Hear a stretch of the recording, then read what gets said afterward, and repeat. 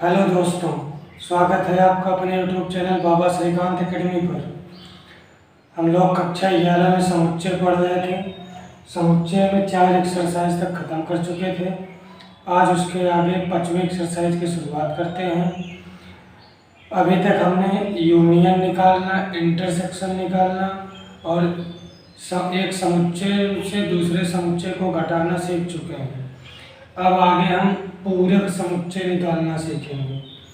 पूरक समुच्चय में हमको एक यूनिवर्सल सेट सर्वनिष्ठ समुच्चय दिया रहेगा और एक कोई समुच्चय ए और बी सी कुछ भी दिया रहेगा।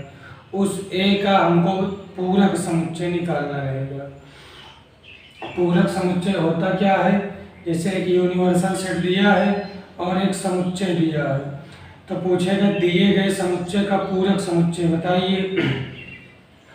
तो जिस समुच्चय का हमसे पूरक पूछे उसमें जो भी अवयव उपस्थित हों उसको छोड़कर यूनिवर्सल सेट के सभी अवयव को लिख लेते हैं, वही पूरक समुच्चय कहलाता है।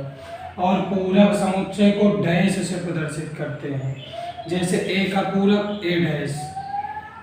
एक सवाल के माध्यम से हम देखें। अगली एक्सरसाइज की पहली सवाल है, यूनिवर्सल सेट दिया है 1 2 3 4 5 6 7 8 9 6 7 8 9 और इसमें हमको 3 समुच्चय दिया है। समुच्चय ए बराबर 1 2 3 4 1 2 3 4। समुच्चय बी बराबर 2 4 6 8। समुच्चय सी बराबर 3 4 5 6 3 4 5 6।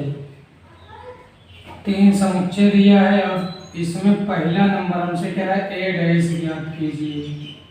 दूसरे नंबर पे हमसे पूछ रहा है बी डैश ज्ञात कीजिए। तीसरे नंबर पे हमसे पूछ रहा है ए यूनियन सी का डैश ज्ञात कीजिए। चौथे नंबर पे ए यूनियन बी का डैश ज्ञात कीजिए। पांचवा इसमें कह रहा है ए डैश का डैश निकालिए, ए डैश का डैश। और छठवां नंबर हमसे पूछ रहा है बी माइनस सी का dash, B minus C dash बताइए। जैसे डैश का मतलब पूरक समुच्चय, ए एक समुच्चय है, ये यूनिवर्सल सेट है। डैश का मतलब ए का पूरक, यानी हम कहें ए का पूरक समुच्चय। ए का पूरक समुच्चय क्या होगा? ए का पूरक बराबर ए डैश। तो यहाँ पर हमसे पूरक पूछ रहा है, ए दिया है, ए डैश निकालना है। तो पूरक समुच्चय निकालते कैसे हैं? ए डैश इज इक्वल टू ए में जितने भी अवयव उपस्थित हैं इनको छोड़ के यूनिवर्सल सेट के सभी अवयवों को लिख लेंगे, तब ये ए का पूरक समुच्चय प्राप्त होगा। ए में हम देखें 1 2 3 4 4 अवयव उपस्थित हैं। यूनिवर्सल सेट में 9 तक अवयव है, तो 4 को छोड़ के बाकी जितना ए में नहीं है उसको ए डैश में लिख लेंगे। ए डैश इज इक्वल टू 5 6 7 8 9, यानी ये ए का पूरक समुच्चय ए डैश बराबर 5 6 7 8 9। इसी प्रकार बी डैश, बी डैश मतलब बी का पूरक, तो बी में जितने अवयव हैं उनको छोड़ के जो नहीं है उसको लिख लेंगे। 2 4 6 8 है, 1 नहीं है, 3 नहीं है, 5 7 9, ये बी का पूरक समुच्चय हुआ। अब यहाँ पर ए यूनियन सी का पूरक पूछ रहा है, तो हम सबसे पहले ए यूनियन सी, यूनियन निकालना सीख चुके हैं। तो ए यूनियन सी निकाले सबसे पहले। ए यूनियन सी बराबर होगा, A union C is equal to, union में सब अवयव ले लेते हैं जो एक या एक से ज्यादा बार होता है, एक बार लिखते हैं। 1 2 3 4 5 6, 1 2 3 4 5 6, ये हम ए यूनियन सी निकाल लिए। अब ए यूनियन सी का पूरक समुच्चय निकालना है, तो यूनिवर्सल सेट देखेंगे। यूनिवर्सल सेट में ए यूनियन सी के अवयव को छोड़ के जो बचा है उसको लिख लें। 7 8 9, ये ए यूनियन सी का पूरक समुच्चय हुआ। अब यहाँ पर ए यूनियन बी का पूरक समुच्चय पूछ रहा है, तो सबसे पहले हम ए यूनियन बी निकालें। A union B is equal to A और बी का प्रत्येक अवयव लिखना 1 2 3 4 6 8 1 2 3 4 6 8 ए यूनियन बी हो गया। अब ए यूनियन बी का पूरक समुच्चय, पूरक निकालने के लिए यूनिवर्सल सेट को देखेंगे, ये सभी अवयव को छोड़ के जो बचेगा उसको लिखेंगे।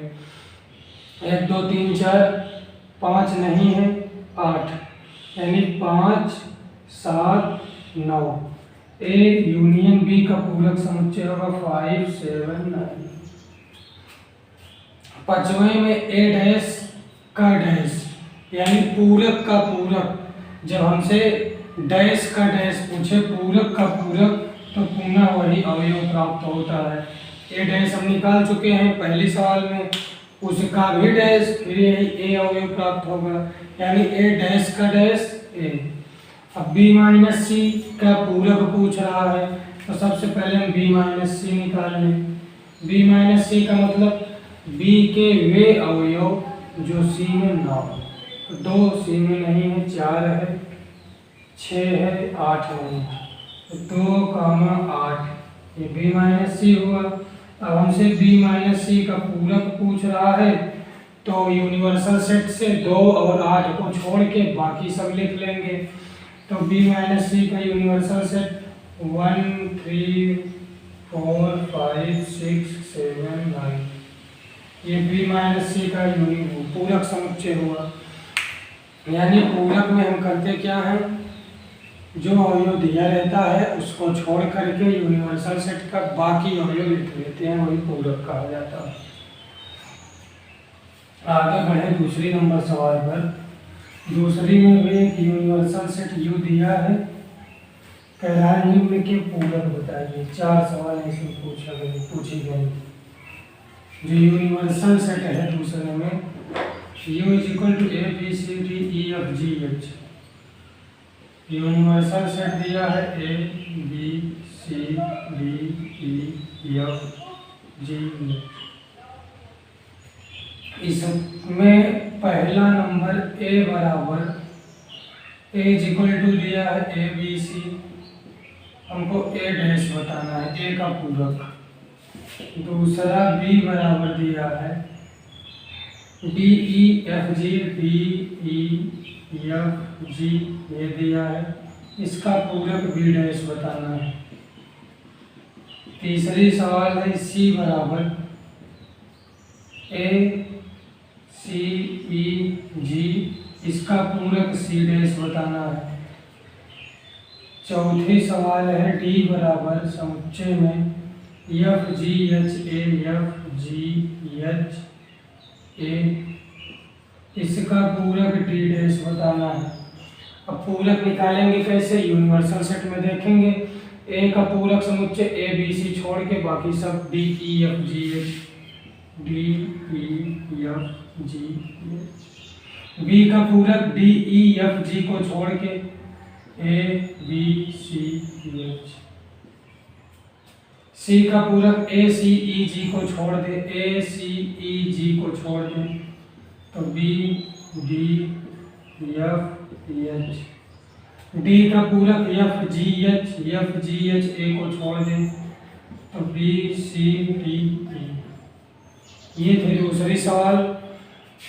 एक यूनिवर्सल सेट दिया था, सबका हमसे पूरक पूछ रहा था, सबका पूरक बता दिया। आगे बढ़े तीसरी नंबर सवाल में।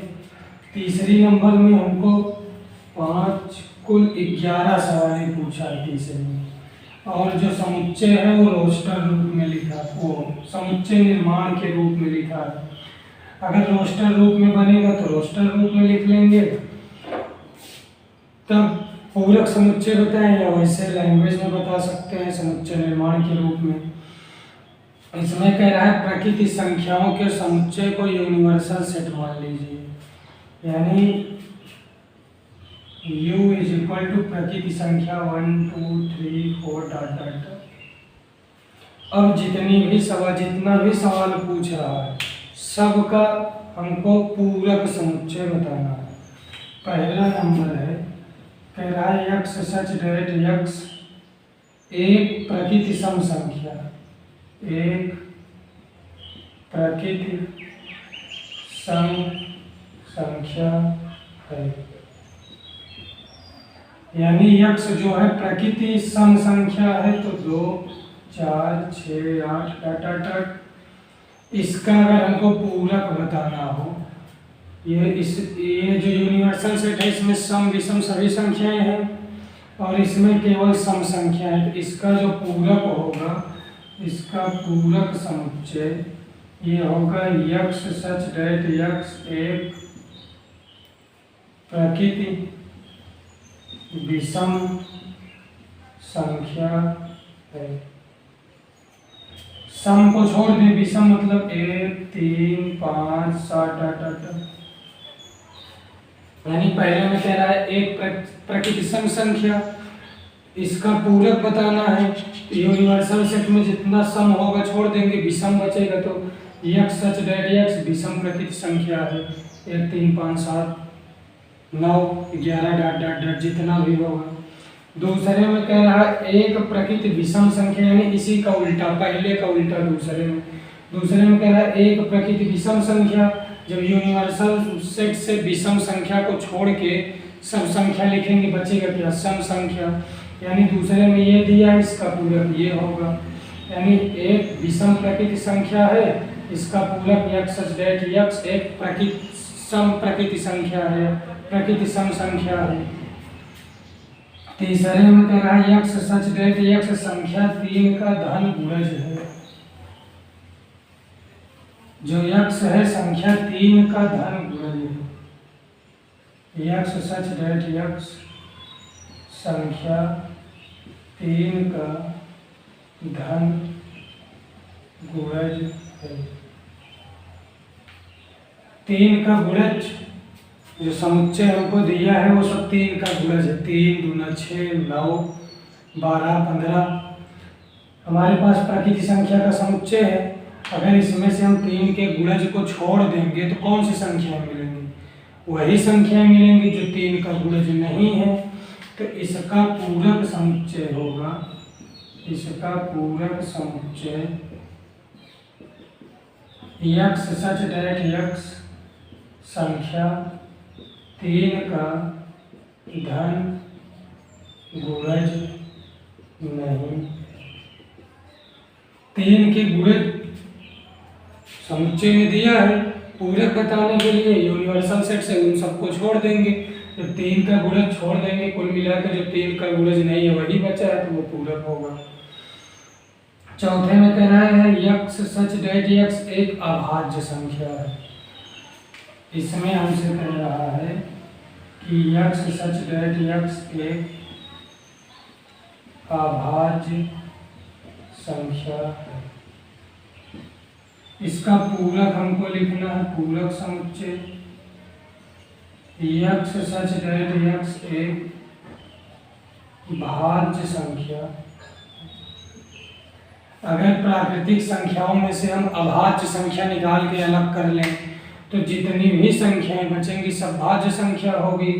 तो कह रहा है यक्स सच डेट यक्स एक अभाज्य संख्या है, इसका पूरक यक्स सच डेट यक्स एक भाज्य संख्या है। अगर अंकों में लिखना हो अथवा यक्स बराबर एक भी होगा, क्योंकि एक अभाज्य में नहीं आता, भाज्य में भी अगर नहीं लिखेंगे तो एक भी होना चाहिए। अंकों में लिखना हो तो 2 3 5 7 11 13 ऐसे अभाज्य संख्या लिख ले। फिर इन संख्याओं को छोड़ के सब संख्या लिखेंगे, वो सभी भाज्य संख्याएं होंगी। तो यक्स सच डेट यक्स एक भाज्य संख्या है, अथवा यक्स बराबर एक भी होगा। पांचवी में कह रहा है यक्स सच डेट यक्स 3 और 5 से विभाजित होने वाली संख्या है। यानी प्रकृति संख्याओं का समुच्चय है, उसमें से एक समुच्चय दिया है जो संख्या 3 और 5 से विभाजित हो, उसका हमको पूरक बताना है। तो 3 और 5 से जो संख्या विभाजित है उसको छोड़ दें तो बचेगी क्या, वही संख्या है जो 3 और 5 से विभाजित नहीं है। तो 3 और 5 से विभाजित होने वाली संख्या का पूरक समुच्चय होगा यक्स सच डेट यक्स 3 और 5 से विभाजित नहीं। छठवीं नंबर में कह रहा है यक्स सच डेट यक्स एक पूर्ण वर्ग संख्या है। अब इसमें से पूर्ण वर्ग संख्या 2, 4, 9, 16 अगर इन सब संख्याओं को हम छोड़ दें तो मिलेगा क्या? पूरक मिलेगा। तो इसका पूरक समुच्चय क्या होगा? यक्स सच डेट यक्स पूर्ण वर्ग संख्या नहीं, यानी 4, 9, 16, 25 को छोड़ दें, ये सब पूर्ण वर्ग हैं। जो पूर्ण वर्ग नहीं होगा वो उसका पूरक समुच्चय होगा। तो इसमें कह रहे हैं यक्स सच डेट यक्स एक पूर्ण वर्ग संख्या है, इसका पूरक यक्स सच डेट यक्स एक पूर्ण वर्ग संख्या नहीं। सतवें में कह रहा है यक्स सच डेट यक्स एक पूर्ण घन संख्या है, तो इसका पूरक यक्स सच डेट यक्स पूर्ण घन संख्या नहीं है। पूर्ण घन संख्या 2 का घन 8, 27, 64, 125 ये सब पूर्ण घन संख्या है। इनको छोड़ देंगे तो जो संख्याएं बची सब पूर्ण घन नहीं है, तो जो बची हैं वही तो पूरक होगा। तो यक्स सच डेट यक्स पूर्ण घन संख्या है, इसका पूरक यक्स सच डेट यक्स पूर्ण घन संख्या नहीं। लिखने को ऐसे लिखना पड़ेगा हमको कि यक्स सच डेट यक्स जो भी हो, जैसे यक्स सच डेट यक्स एक पूर्ण घन संख्या है। ये हम मान ले रहे हैं ए बराबर समुच्चय में, मान लें या ना भी माने तो हिंदी में लिख लें पूरक समुच्चय। इसका अगर हमको डैश निकालना हो तो यक्स सच डेट यक्स एक पूर्ण घन संख्या नहीं, क्योंकि पूरक समुच्चय वह होता है जो अवयव ए का जो अवयव बी में, ए का जो अवयव यूनिवर्सल सेट में उपस्थित होगा उसको छोड़ के यूनिवर्सल सेट का जितना भी अवयव, सीधा सीधा समझे, यूनिवर्सल सेट के जितने भी अवयव ए में उपस्थित होंगे उनको छोड़ के यूनिवर्सल का जितना भी अवयव बचेगा सब उसका पूरक कहा जाएगा। जैसे पहले सवाल में बताए थे, पूरक ए में 1, 2, 3, 4 दिया था, यूनिवर्सल सेट 9 तक दिया था, पूरक में 4 तक छोड़ देंगे, 5, 6, 7, 8, 9 तो ए डैश हो जाएगा। यानी तीसरे में जितने भी सवाल हैं सब ऐसे हैं। देखिए 8वां सवाल है, ये थोड़ा ठीक है, उसमें लैंग्वेज नहीं है।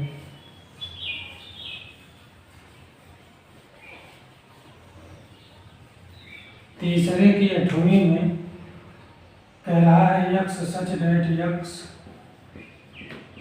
यक्स प्लस 5 बराबर 8। इसका हमको पूरक बताना, मान लेते हैं ए बराबर है, इसका ए डैश बताना है। यक्स प्लस 5 बराबर 8, यहाँ से यक्स बराबर 3, यानी ए बराबर हमको 3 मिलेगा। अब इसका पूरक हमको से ए डैश, या तो हम 3 को छोड़कर पूरी संख्या लिखें, 1, 2, 4, 5, 6, 3 को छोड़कर ये सब लिखें। ये है क्या? ये पूरा नेचुरल नंबर है, प्राकृतिक संख्या से माइनस करके 3, यानी नेचुरल नंबर में 3 को छोड़ दें, सब इस ए का पूरक समुच्चय हो जाएगा। 9वीं में कह रहा है x such that x 2x plus 5 is equal to 9, 2x plus 5 is equal to 9। ये मान लेते हैं b बराबर है, इसका b डैश हमको बताना है। तो सबसे पहले x का मान निकालेंगे, 2x plus 5 is equal to 9, 2x is equal to 4, x is equal to 2, यानी b बराबर हमको मिला 2। अब b डैश पूरे प्राकृतिक संख्या में 2 को छोड़ के सब लिख ले, b डैश होगा। अब सब लिखना संभव नहीं है, ना तो एक सीक्वेंस बनेगा, तो b डैश बराबर नेचुरल नंबर से 2 को छोड़, सभी प्राकृतिक संख्या में 2 को छोड़ दे, माइनस कर दे, हटा दे 2 को, तो जो बचेगा b का पूरक समुच्चय होगा। 10वीं में कह रहा है x belongs to natural number और 2x plus 1 is greater than 10, यानी जो 2x प्लस 1 बराबर दिया है 11वीं में, पहले 10वीं देख लें। 10वीं में कह रहा है x such that x greater than is equal to 7।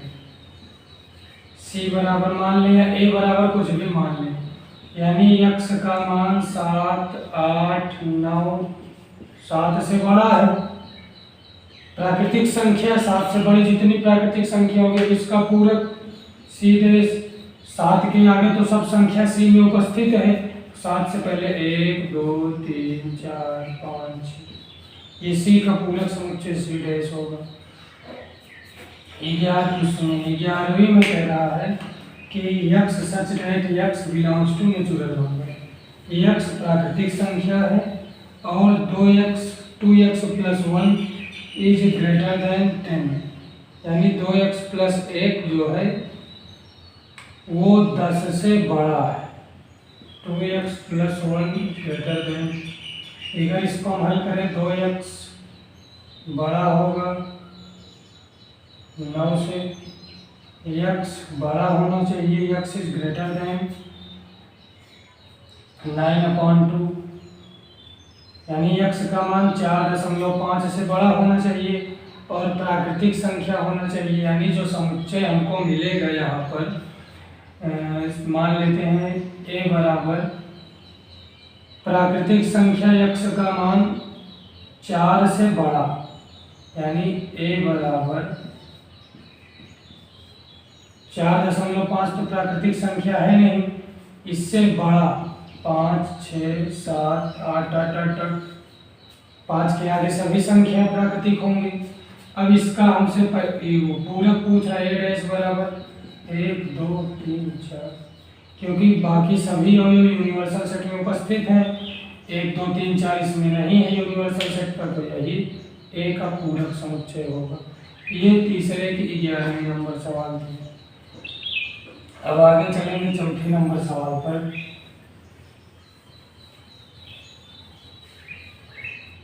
चौथे में यूनिवर्सल सेट दिया है, ए और बी दिया है, कह रहा सत्यापित कीजिए। Universal set U is equal to 1, 2, 3, 4, 5, 6, 1 से 9 तक 1, 2, 3, 4, 5, 6, 7, 8, 9। a इज इक्वल टू दिया है और b इज इक्वल टू दिया है। a में 2, 4, 6, 8, 2, 3, 5, 7, 2, 4, 6, 8, 2, 3, 5, 7। a b दिया है, इसमें करें सत्यापित कीजिए। पहला नंबर है a यूनियन b का whole dash is equal to a dash intersection b dash. दूसरा कह रहा है a इंटरसेक्शन b का whole dash is equal to a dash union b dash.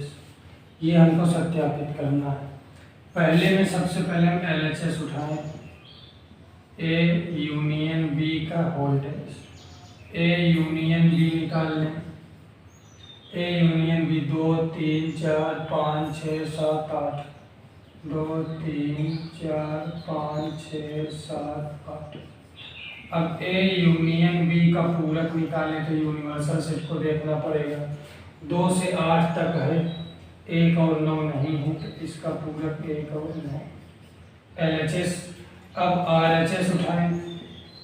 a dash a का पूरक a डैश 2, 4, 6, 8 को छोड़ दें तो 1, 3, 5, 7, 9। b dash 2, 3, 1, 2, 3, 4, 5, 6, 7, 8, 9। ये b का पूरक समुच्चय b डैश। अब हमको a dash intersection b dash निकालना है। a डैश और b डैश में जो उभयनिष्ठ अवयव हो कॉमन 1 और 9। अब यहाँ पर हम देख रहे हैं a यूनियन b का होल डैश है भी 1, 9, a dash intersection b dash ये भी 1 और 9 प्राप्त हुआ है। तो हम लिख सकते हैं अतः LHS बराबर RHS या a यूनियन b का whole dash is equal to a dash intersection b dash. अब जैसे इसको निकालने हैं, जैसे पहला हल किए ऐसे सेम टू सेम दूसरा भी हल होगा। हम ए डैश बी डैश निकाल चुके हैं, यूनियन निकाल लेंगे यहाँ से, ए डैश बी डैश का यूनियन डायरेक्ट आ जाएगा। ए बी का इंटरसेक्शन निकाल के तब उसका डैश निकालेंगे और देखेंगे LHS लेफ्ट हैंड साइड हमारा राइट हैंड साइड के बराबर होगा, LHS RHS के बराबर होगा। इसको कर लीजिएगा। अब हम आगे चलते हैं 5वें नंबर सवाल पर। 5वीं में कह रहा है कि निम्नलिखित में से प्रत्येक के लिए वेन आरेख खींचिए। पहला है 5वीं की पहली है ए यूनियन बी का होल डैश। अब ए यूनियन बी के होल डैश के लिए हमको वेन आरेख खींचना है, तो सबसे पहले हम एक यूनिवर्सल सेट बना लें। ये हमारा यूनिवर्सल सेट हुआ। यूनिवर्सल में ए भी उपस्थित रहता है, ए भी उपस्थित रहता है, ये ए, बी भी उपस्थित रहता है, ये बी। यूनिवर्सल में ए भी उपस्थित रहेगा और बी भी उपस्थित रहेगा। तो ये हम ए यूनियन बी निकाल लिए, ए और बी, ये जो दोनों गोला है, दोनों गोले का एरिया, ये हो गया ए यूनियन बी। इसका पूरक यूनिवर्सल ये पूरा है, ये ए यूनियन बी है, इसको छोड़ दें, ए यूनियन बी को छोड़ दें। ए यूनियन बी ये पूरा, ये गोला मिल ए यूनियन बी है। इस गोले, दोनों गोलों को छोड़ दें तो जो बचा डैश हो जाएगा, पूरक हो जाएगा। तो ये पूरा ए यूनियन बी का होल डैश होगा, बीच के गोले को छोड़ देंगे। दूसरा कह रहा है A dash intersection B dash, A dash intersection B dash. अब ए डैश इंटरसेक्शन बी डैश, सबसे पहले हमको यूनिवर्सल सेट बनाना पड़ेगा। इसका मतलब हुआ कि यूनिवर्सल सेट ना यू के A dash intersection B dash is equal to U, U मतलब यूनियन के उन अवयव का समुच्चय जो ना तो ए में है और ना ही बी में है। यानी उस अवयव का समुच्चय हमको बताना है यूनिवर्सल सेट का जो ना तो ए में है और ना ही बी में है। ये ए, ये बी। ए डैश का मतलब ए के वे अवयव जो बी में ना हो, बी डैश का मतलब बी की वे अवयव जो बी में ना हो। अगर बी होता तो बी का अवयव अंदर उपस्थित होगा, और डैश का मतलब जो बी में न उपस्थित हो मतलब बाहर उपस्थित होगा। ए का मतलब अवयव ए में उपस्थित हो, ए डैश का मतलब ए में उपस्थित नहीं है, तो बी में उपस्थित नहीं है मतलब बाहर है, ए में उपस्थित नहीं है तो बाहर है, बाहर का एरिया हो जाएगा A dash intersection B dash. तीसरे में कह रहा है ए इंटरसेक्शन बी का होल डैश। 5वें की तीसरी में A intersection B, A intersection B का होल डैश। इसका मतलब यह हुआ, सबसे पहले हम ए इंटरसेक्शन बी निकालेंगे, यूनिवर्सल सेट बनाएंगे, यूनिवर्सल सेट ए बी। अब इसमें ए इंटरसेक्शन बी कौन सा है? ए इंटरसेक्शन बी होता क्या है, जो दोनों में उभयनिष्ठ हो, दोनों में ये भाग उभयनिष्ठ है, तो ये हो गया ए इंटरसेक्शन बी का पूरक। यानी वे अवयव हमको बताने हैं यू के, वे अवयव जो इंटरसेक्शन में उपस्थित ना हो। इंटरसेक्शन ये इतना भाग, इस इतने भाग को हम छोड़ दें, जो भी अवयव इसमें उपस्थित ना हो। इसमें उपस्थित ना होने का मतलब इधर कोई उपस्थित हो सकता है।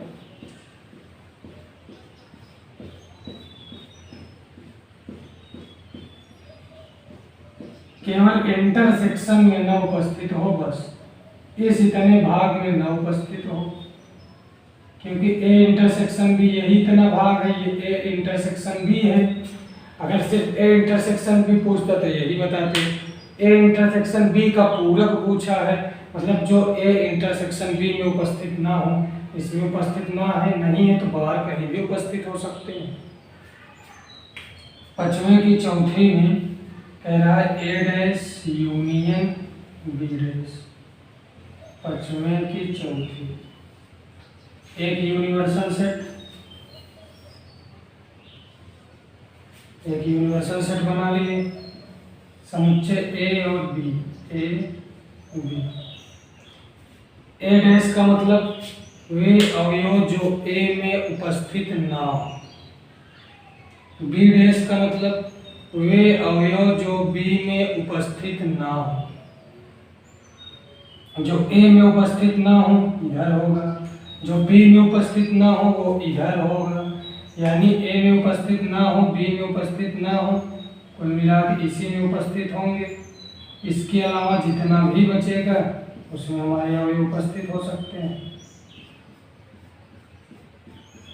इसको हमको वेन आरेख के माध्यम से बताना था। यहाँ पर 5वीं सवाल समाप्त होती है। आगे बढ़ेंगे 6वें नंबर सवाल पर। 6वीं में कह रहा है मान लीजिए कि किसी समतल में स्थित सभी त्रिभुजों का समुच्चय सार्वत्रिक समुच्चय U है। कह रहा है U जो है x सच दैट x सभी त्रिभुज का समुच्चय U। ए उन सभी त्रिभुजों का समुच्चय है जिनमें कम से कम एक कोण 60 अंश से भिन्न है। यानी ए उन त्रिभुजों का समुच्चय है जो समबाहु नहीं। ए यक्स सच दैट यक्स उस त्रिभुज का समुच्चय जो समबाहु नहीं है। क्योंकि इसमें कह रहा है कि कम से कम एक कोण 60 अंश से अलग। अगर तीनों कोण 60 अंश का तब तो समबाहु, एक कोण अलग है तो समबाहु नहीं है।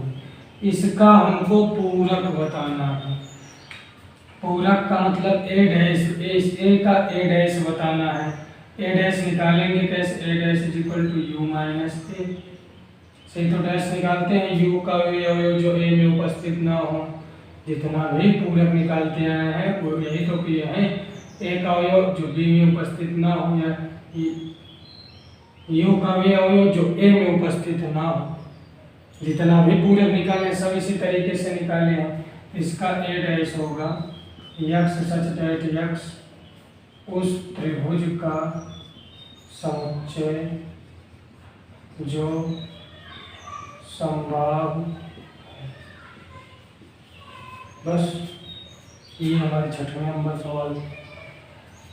आगे बढ़ेंगे इस एक्सरसाइज की लास्ट नंबर 8वें नंबर सवाल पर। 7वें नंबर सवाल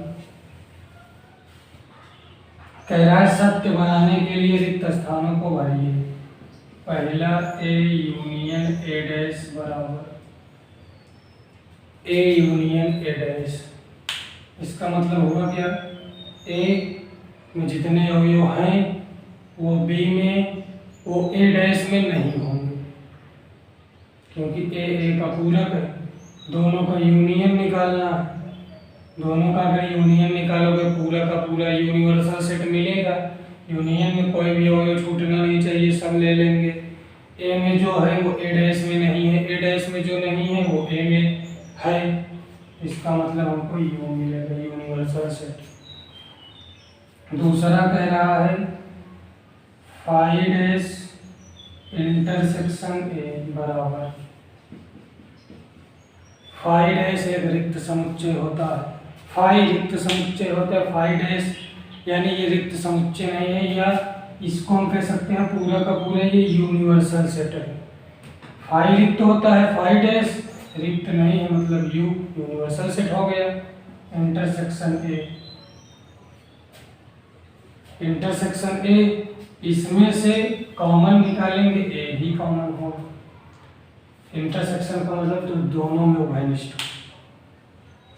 तो ए का अवयव यू में तो उपस्थित होगा ही होगा, ए डैश का भी उपस्थित होगा इंटरसेक्शन में, यू इंटरसेक्शन ए मिलेगा, या phi dash intersection A U मिलेगा। तीसरा कह रहा है A intersection A dash.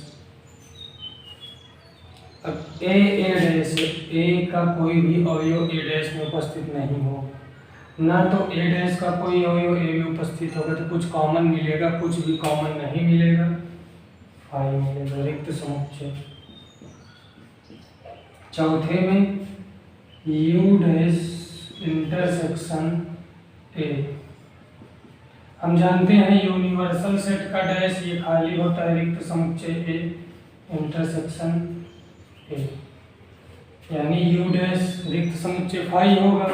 Phi रिक्त समुच्चय है, ए कोई समुच्चय है, दोनों में इंटरसेक्शन निकालना है, मतलब उभयनिष्ठ निकालना है, तो कुछ भी उभयनिष्ठ नहीं मिलेगा, क्योंकि ये समुच्चय खाली है, इस समुच्चय में अवयव है। खाली समुच्चय में कभी भी कुछ उभयनिष्ठ नहीं मिल सकता है। यहाँ पर हमारी 5वीं एक्सरसाइज समाप्त होती है। आज के लिए इतना ही रखते हैं, धन्यवाद।